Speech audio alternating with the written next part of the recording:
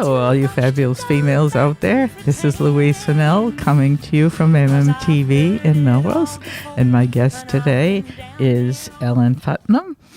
And she does a what would you call it?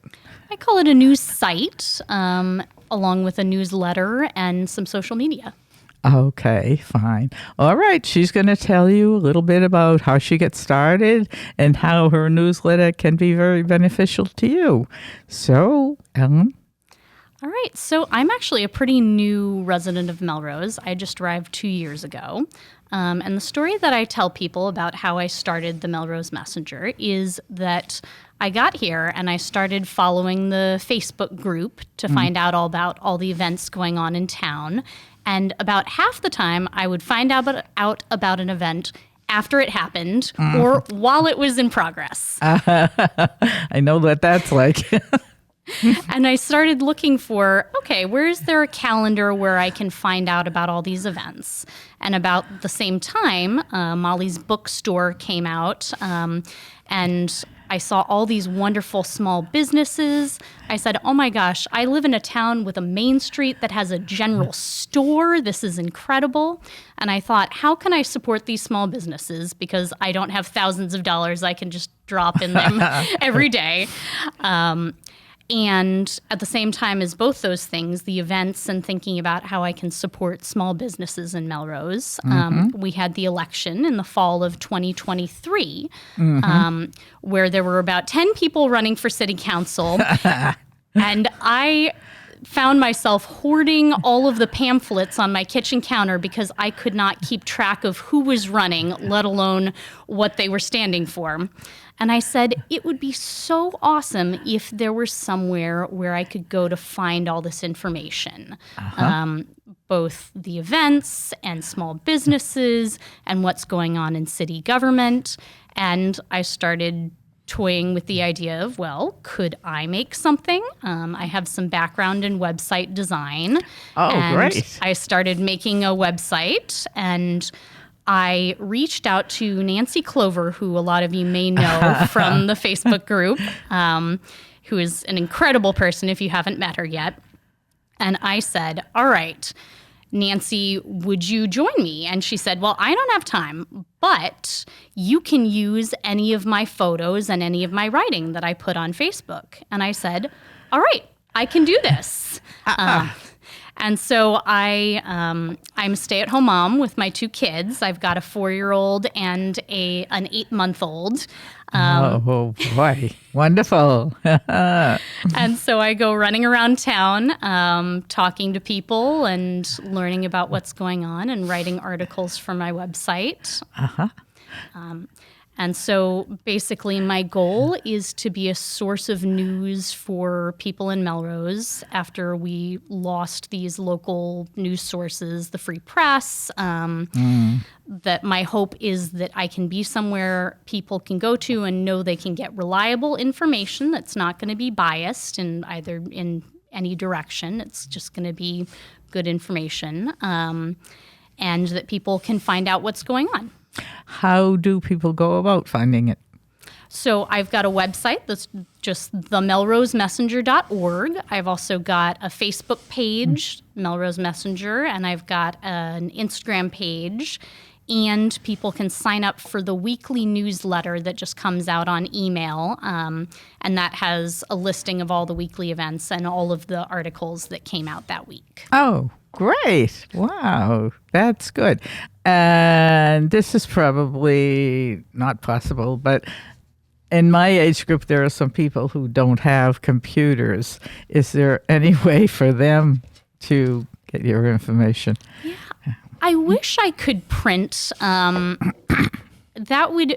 nice thing about right now is the only expense that I have is about $2 a month in web hosting fees. So if I tried to start printing, I think that would make my expenses go up pretty quickly. It's I bet. Sure. Yeah. not something I've totally closed off, but I think that might be more challenging than what I have on my plate right now. Oh, okay. No, I can understand that. Yeah. Sure. Yeah.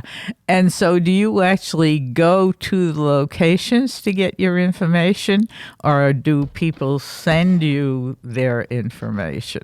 So there's a mix. I would say I'm a little bit too much on Facebook. So if someone posts an event or something that's going on on Facebook, I will probably see it and I'll probably add it to my events calendar. I do a mix of actually going to city council and school committee meetings in person and just watching them on mmtv like everyone else does. Yeah, right.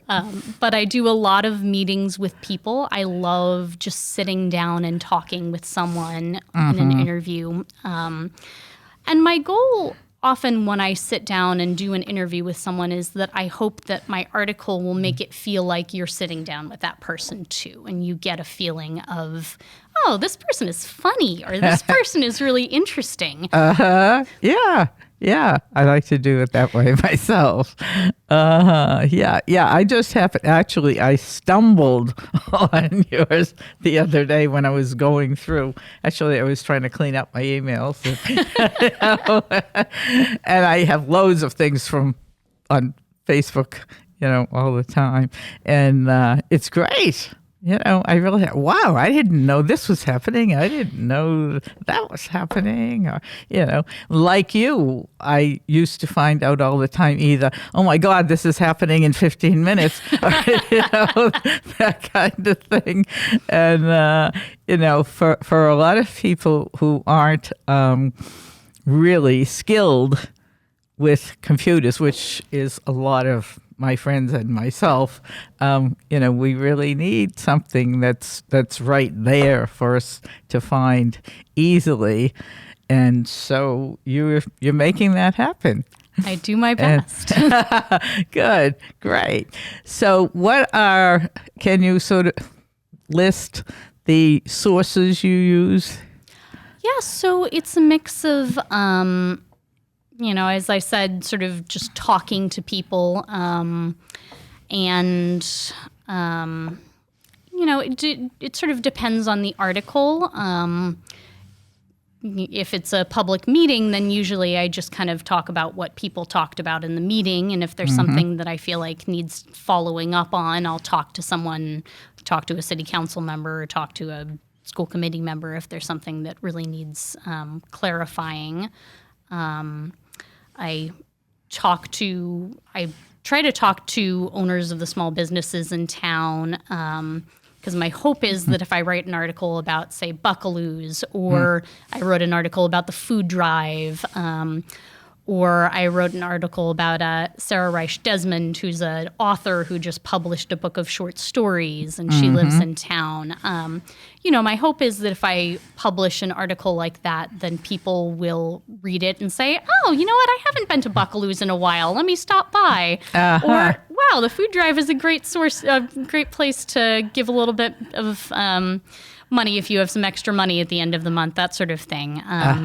So my hope is it can kind of help promote those people and promote those causes so that people engage with them more. Yeah. Okay. So what I saw myself was pretty much a listing of events, but you actually write a little story for many of them. Yeah, so it's I've got a few different sections. I think of it kind of like a newspaper, even though it's a website only.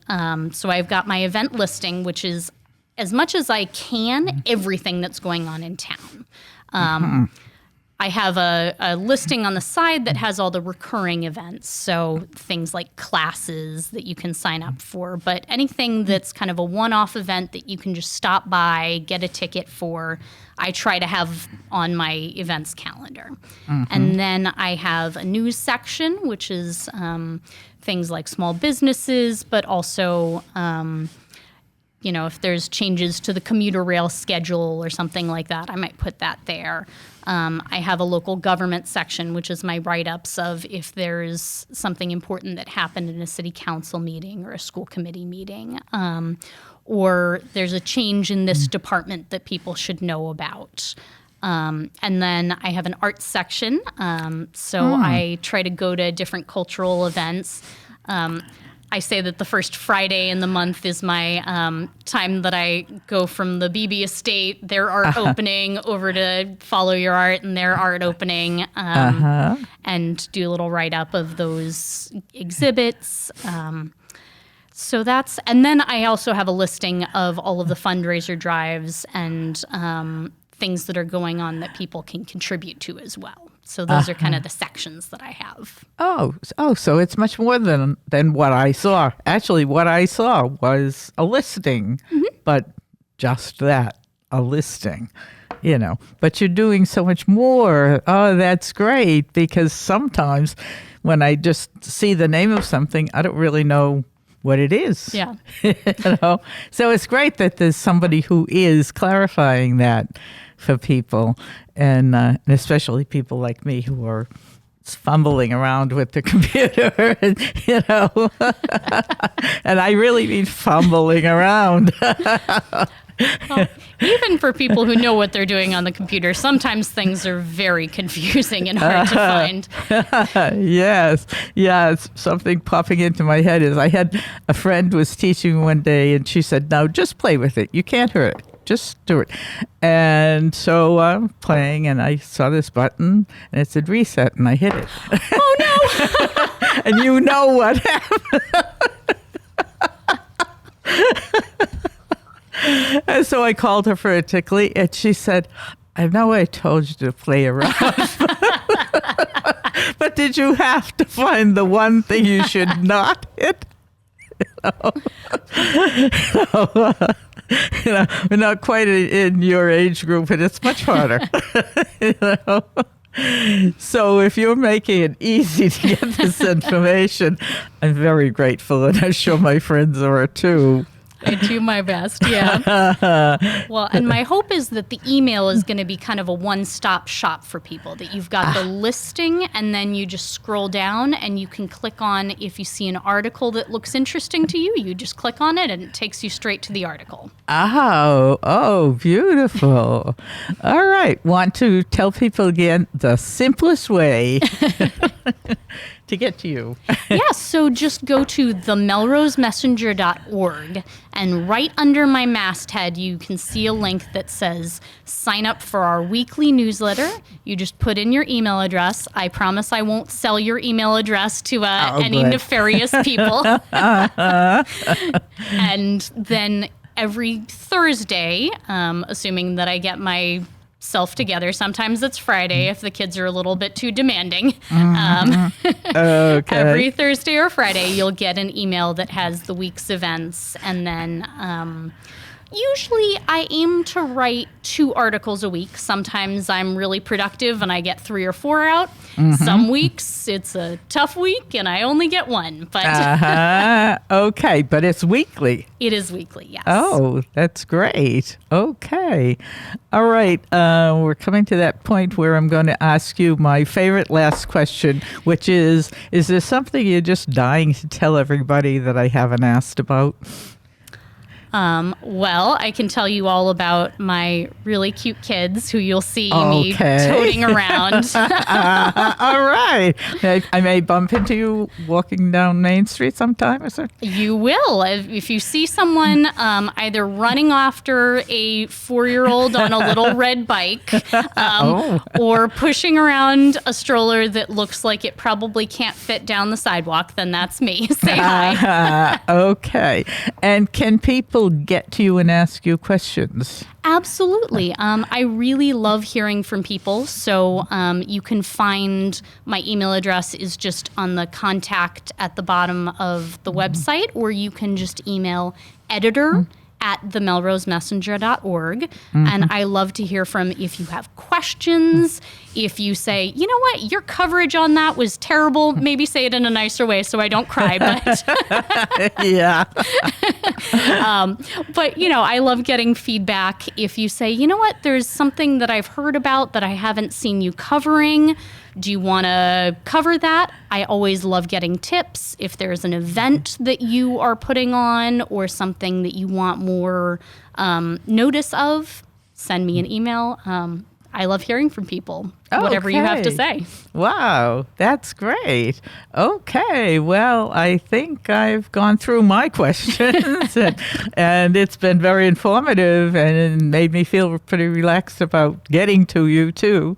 So that's great. So, for all of you out there, I hope that you will get in contact with Ellen and watch her website and gain information.